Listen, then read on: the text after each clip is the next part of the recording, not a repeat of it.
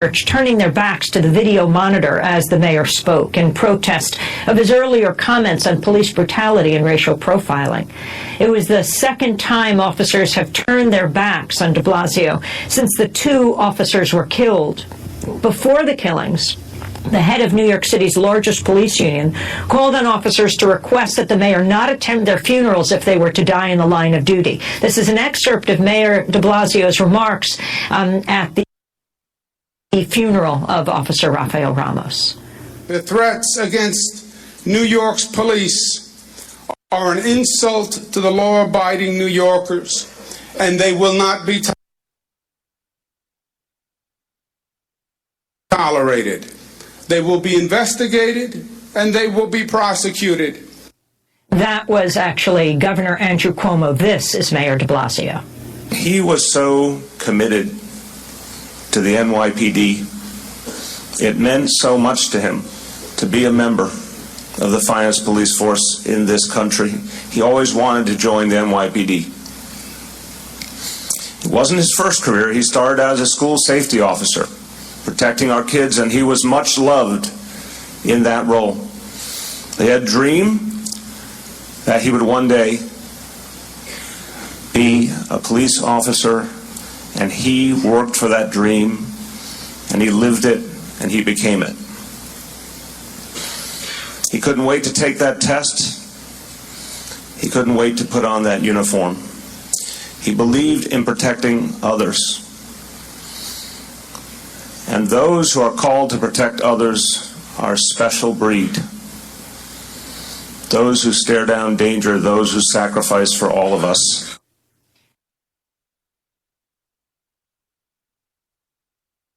All of this comes as New York City's Police Commissioner Bill Bratton said Sunday it was wrong for police officers to turn their backs as Mayor de Blasio spoke.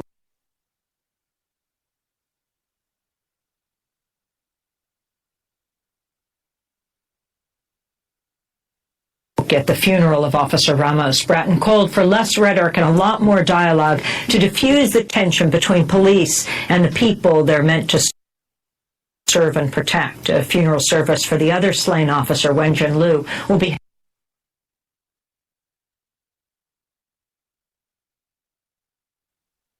held Sunday. Well, today we hear directly from a New York City police officer, a member of the largest police department in the country. Adil Palenko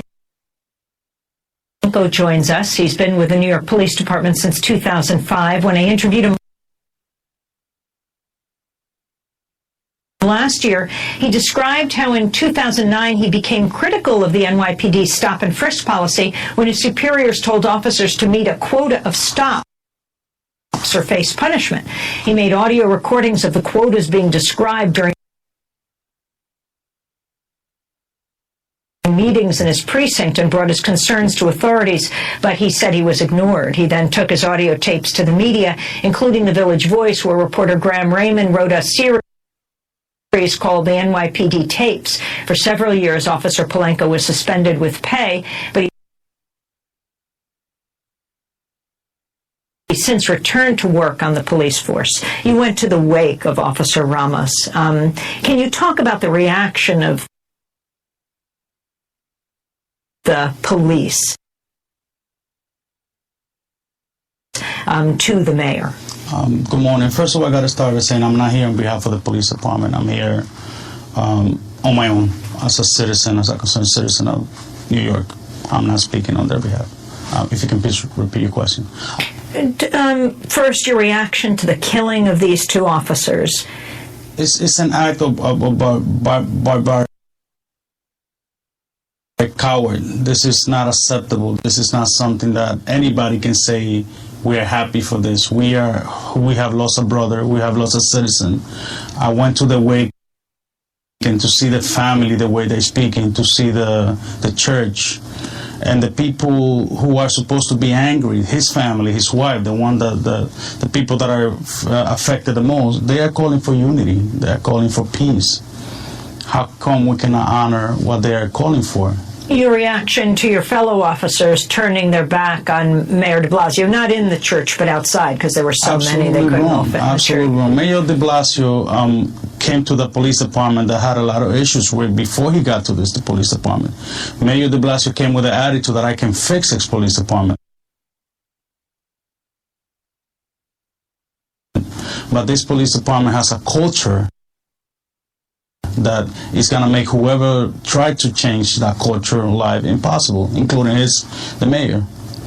It's absolutely wrong to turn the back on the mayor. It's absolutely don't show. This is not what we made of.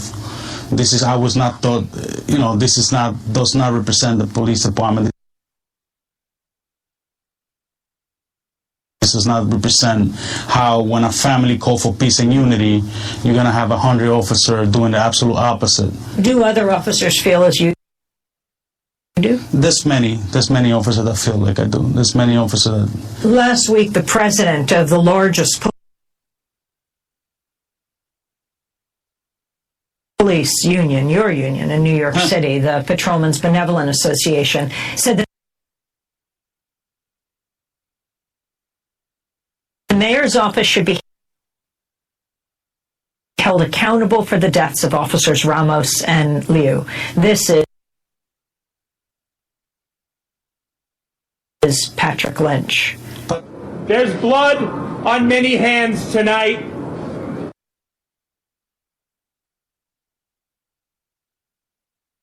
Those that incited violence on the street under the guise of protest, that tried to tear down what New York City police officers did every day. We tried to warn, it must not go on. It cannot be tolerated. That blood on the hands starts on the steps of City Hall in the office of the mayor. On Friday morning, the day after Christmas, many New Yorkers saw a plane flying a banner above the Hudson River that read, "De Blasio, our backs have turned to you." Former NYPD officer John Cardillo wrote on his blog, the officers behind the act felt that Mayor de Blasio's dangerous and irresponsible comments about his and his wife's concern for their son's safety at the hands of the NYPD fueled the flames that led to civil unrest and potentially to the deaths of Wenjin Liu and Rafael Ramos, as well as the continued threats against NYPD personnel, unquote. Let's turn to Mayor de Blasio's remarks, which were made earlier this month amidst protests over lack of police accountability in the Eric Garner case. Eric Garner, who died of a police chokehold. He said that he and his wife, Charlene, who is African-American, fear for the safety of their teenage son, Dante. Charlene and I have had to talk to Dante for years about the dangers that he may face.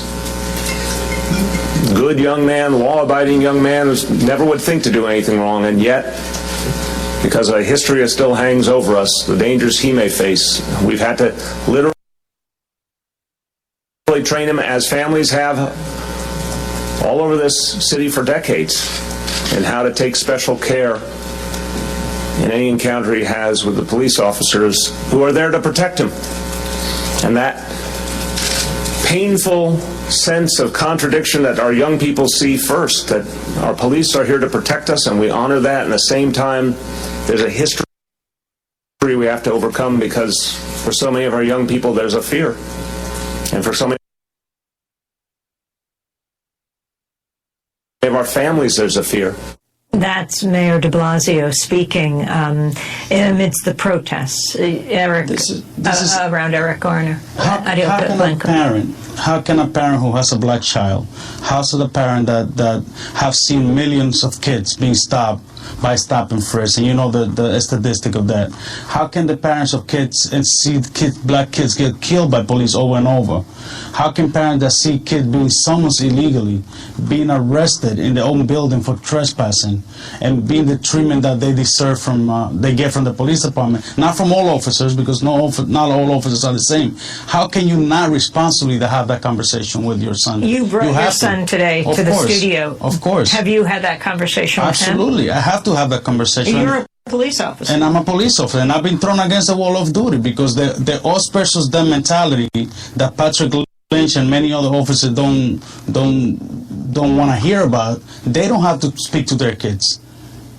They don't have. If my kids and Patrick Lynch's son walk the street right now, chances are that the conversation that I have to have with my son, he won't have to have it. As an officer, I've been thrown against the wall. As an officer, I've been shown no respect. Thrown against the wall by who? By fellow officers. Stop and frisk. Walk into the neighborhood where my mother lives. Absolutely no need. When you were out of uniform. I was out of uniform. And this is the other thing that they mentioned is that 50%, 60% of the population of the police department is Hispanic or is diverse society. But we are out there, and when we take the uniform, us versus them, we become them. The second I take my uniform off, I'm them. I'm back to the civilian that, unfortunately, not by this administration, because we cannot say this administration is doing it, but by the 12 years of dictatorship that we have by Bloomberg and Kelly, we had to harass people that did not deserve to be harassed. Do you feel the policy is changing under Mayor de Blasio and Police Officer and Police Chief Absolutely. Bratton? Absolutely. God welcome Commissioner Bratton. I mean, de Blasio made a mistake. I think that the way he responded to the incident that happened over the bridge, it was not accurate. I don't think it was appropriate. Explain. They allege that when the two lieutenants got assaulted, he said that was an during a police protest. Yes, I think that was a mistake. I think, and he's human, but I think that was provoked. This union have been fighting this mayor since before he became a mayor, and this mayor made his whole campaign around fixing the police department, bringing changes to the police department. And people heard him, and I think it was the one thing that separated him from Quinn and Laura. It was his approach on how he needed to change and reform the police department, and voters came out. What do you feel about the police protests that have been taking place? I mean, the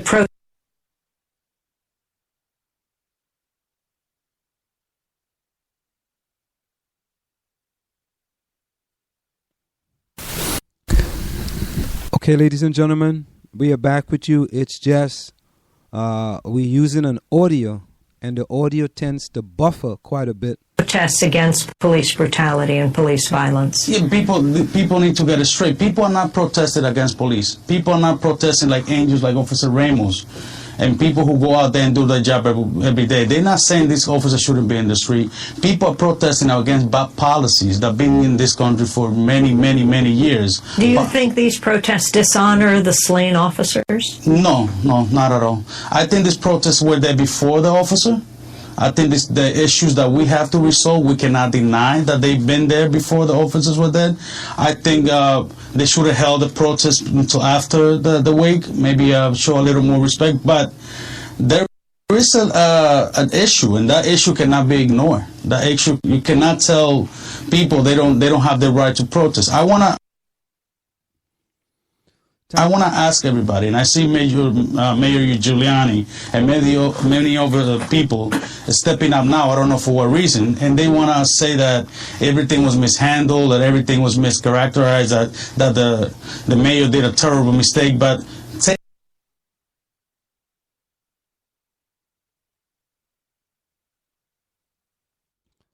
time check. The time is approximately 8:57 p.m. That time check is brought to you by Semper Alexander Computer Consultants, where they implement cost-effective solutions to fulfill your business need. Semper Alexander for all your computer needs. You can call them at 973-763-2011. That's 973-763-2011. When we come back, you want to hear what Soledad O'Brien had to say about stop and frisk. Want to learn piano for kids? Then I recommend Wendy Goldstein School of Piano. Wendy Goldstein has been offering piano lessons since 1993 and teaches piano in a very natural way. An alumni of Manhattan School of Music, Wendy creates customized lesson plans for each student and helps bring music alive. Wendy provides you a convenient location, the best value, and the most fun way to learn piano. All ages are welcome and the first lesson is always free. Have questions? Call Wendy at 201-207-5169. This is the South Orange Maplewood Online Radio Experience. We want to hear